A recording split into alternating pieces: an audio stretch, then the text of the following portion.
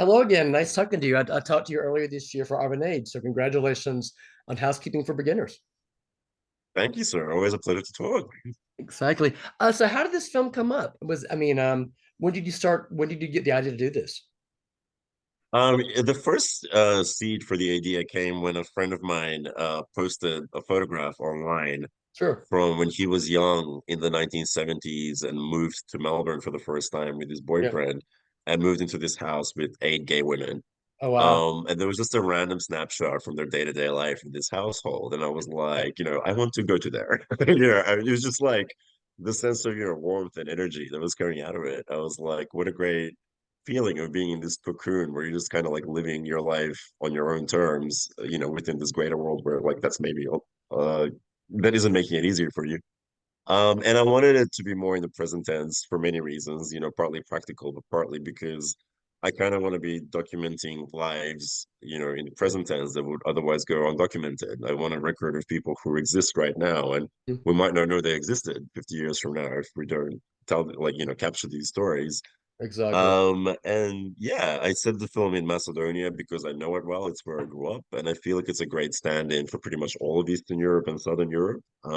And a lot of other countries living outside of that region as well, in terms of, attitudes towards queer lives. And I think, in a Western economically developed context, like this might seem like quite a exotic place, but actually on a practical level, most queer lives in the world resemble much more what it feels like to be gay in Macedonia today than, what it Sure. feels like to be gay in Australia, and again, I think it's very complicated to, for many reasons, to try and capture those stories. So I feel like I had the privilege and luck to be able to do it. When I wrote it, I didn't think this one would get made. Now, I Sure. used the first opportunity I could, and yeah, here we are.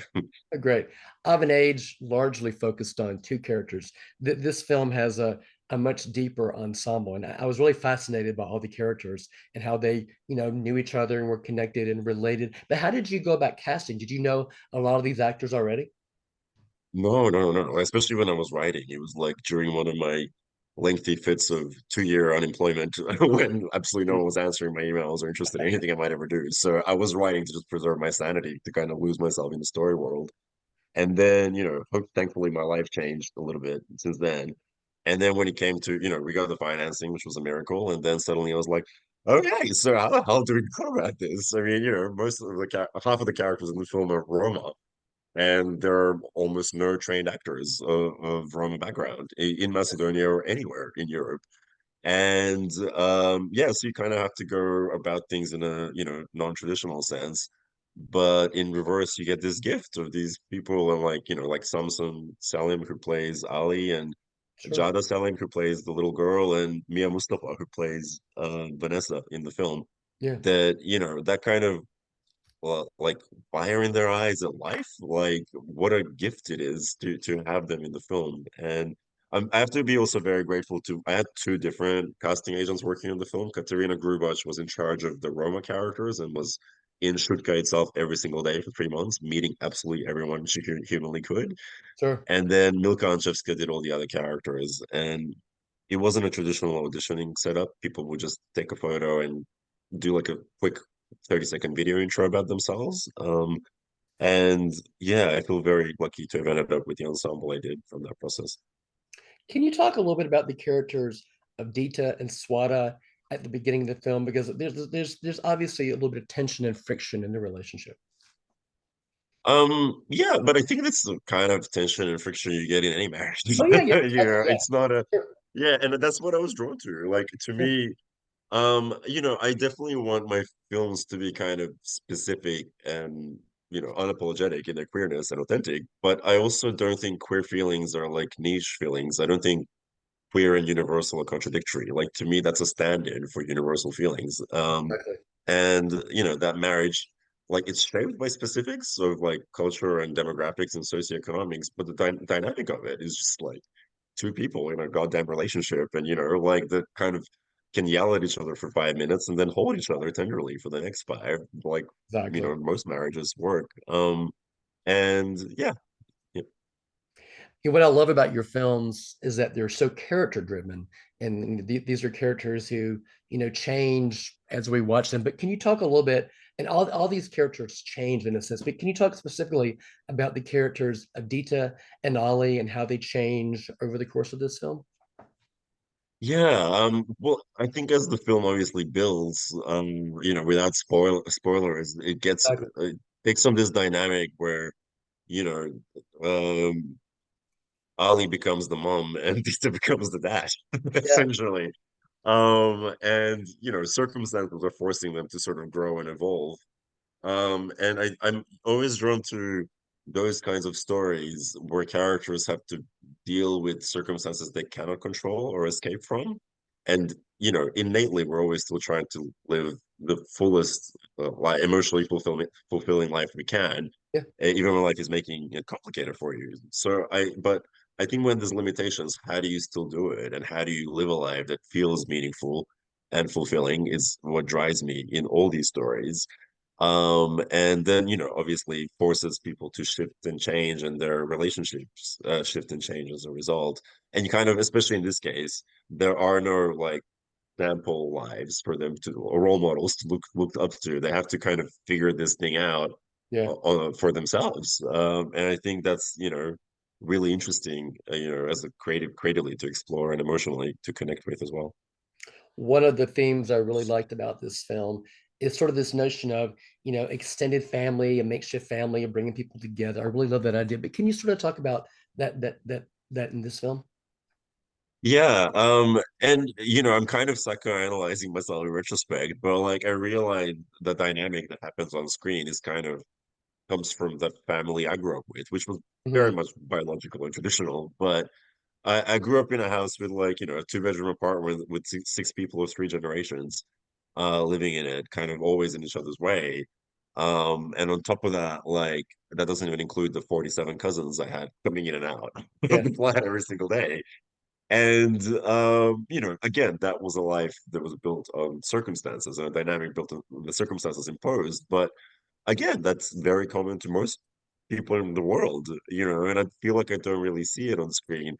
And it's not an ideological matter. It's just I'm like, no, but it can be fun. It can be fun to live and warm and to watch as well. And I again, I want to document it and preserve it on screen. And I wanted to, and I also felt like, no matter what your life is, even if you think you don't want a family or live anything live a life in a traditional way, there is a primal need to find your cocoon of people you can connect with and yell at and still hold afterwards and rely on and feel like you belong to. So that needing that doesn't go away, that is mentioned in the film, is ultimately what shapes us, like often, sometimes even against our will. And I was looking to capture that. While at the same time, all my family watched it a couple of months ago, and they're like four different cousins came up and go, when the person said that, were you thinking of me? And I'm like, well, not objectively, but yes, she sounds exactly like you and me, arguing. So obviously that may be what shaped it. yeah. The film is still fairly new. I think you premiered it this fall, and it's going to be in U.S. theaters starting in January. I'm just kind of curious when you're screening this film with an audience, what kind of questions do you get from people at the end of this? Um, There's so many. there's a lot of interest in how it came together in terms of casting. People are always curious how Macedonians themselves and Roma people respond to it. And how do you handle directing a 5-year-old? It's, Exactly. often the question. And I think that's the main ones so far, the main threads, although I might be forgetting something. I should also mention this is my third time zone in 5 days. I'm extremely jet lagged and coming down with a cold. So I know that I'm missing something right now. I apologize. When did you film this? It was in July last year that we shot it. Okay. Yeah, yeah. Can you talk? Yeah. Yeah, So, I mean, this is just a comment, but I love the fact that again, there are just so many layers to this film, so many relationships, and this person's connection to this one. I just thought it was extremely well done. Can you sort of talk about the importance of having LGBT characters in your work and why that's meant so much to you? mm. I am always looking for crowded situations and like crowded stories. I feel like things are too simple in the movies. It always feels like science fiction. Yeah. I'm often asked if I want to do more genre, and I'm just like, I find like a lot of contemporary dramas feel like science fiction, anyway. Um, and I mean, with quick characters, ultimately, I think what I end up writing and, the stuff I write that I love enough to then pursue to make a movie, it comes from an instinctive place. It often doesn't come from an ideological stance. I think ideology is something I work on as a person separately. And then when it comes to the art I create, I trust that that is then reflected in it. Yeah. I think starting with an ideological aim I'm just not very good at like and then also making something interesting. And I don't think you can create change or speak to people outside of your bubble unless you're pursuing something that will give them pleasure to watch, will make them laugh or be moved. So that's the feeling I'm always chasing. And I think I end up perpetually writing stories either about what is described as difficult women or gay sex in a very blunt way. And I feel like this movie has both of As those, exact, I was gonna say that's coming that's together. all of us. This, yeah, All the strands of Goran are reflected on screen in this movie. yeah. And yeah, that actually describes a lot of the next two or three that I want to make as well. It doesn't start from an ideological place, but I think, there's an innate part of me that is driven by that a little bit as well. And I definitely like go over what I'm doing, like, from an objective standpoint to make sure that my work is not causing harm, at Yeah. least, and is reflecting things in an authentic way, you know. Is it pretty easy for you to write? Depends. Like, it goes in stages, to be Yeah. honest. When I was writing this, I wrote this was one of three features I wrote within a span of 2 months. Yes. Which sounds, Yeah. lots of fun and like, but at the time that was a year into my unemployment. So that lasted for two others. So I kind of need writing like my brain is the kind that starts to eat away at itself unless it has something bigger to focus on, focus its Okay. energies on. So I need a story world, to occupy my mind. And it's happening, right now. I'm writing something that is also quite big and naughty as well, has a lot of characters and strands as well. And I kind of needed to survive my day-to-day life, so that, Okay. yeah, the brain doesn't start to eat away at itself. But yeah. I think I have time for one more question. Can you talk about Of an Age and the success of that Always. film and how it resonated with so many people? I mean, it was so relatable and as you mentioned, universal, and people just really love these characters. Right. To be honest, I have very little gauge on how successful or unsuccessful it was. I'm, even you saying that right now, I was like, oh, okay, I didn't realize it was successful. I do, yeah, it's hard to get an objective idea of it, but like it's been moving to get like, I get a message, in my email or whatever, like to this day, like it used to be every day for a while, and I still get it like at least once a couple of times a week about that film and a little bit about You Won't Be Alone still as well. So, I wrote something that it's not autobiographical in a literal sense, but emotionally it captures a lot of who I was. And it came from a feeling of feeling like I was like the kind of life I lived was kind of insignificant and not really innately cinematic, and trying to kind of shift that.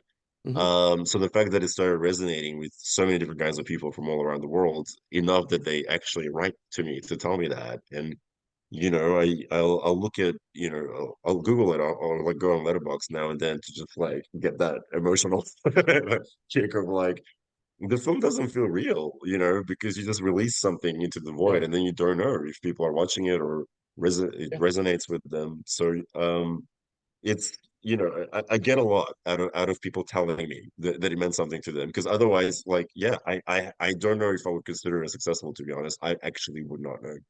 Okay. Great. It was great talking to you again. Congratulations on another great film. Thanks so much. Thank you, sir. Always a pleasure. Hope to talk again soon. Let's talk it this summer. Thanks so much. Fingers crossed.